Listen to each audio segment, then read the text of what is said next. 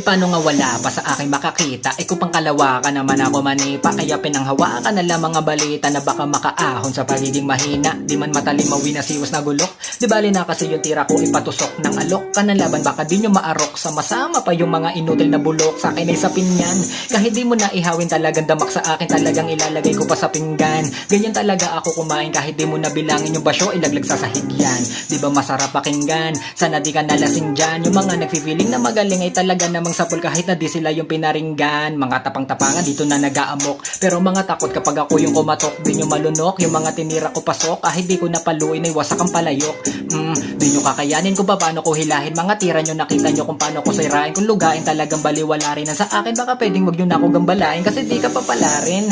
Kita nyo naman na solo, pero bakit di nyo pa nakain? Di ka papalain. Kung mababaw pa humukay, sama-sama ko kayo napapalahin. Di nyo pa maamin, para sa amin yung mabuti yung palagi.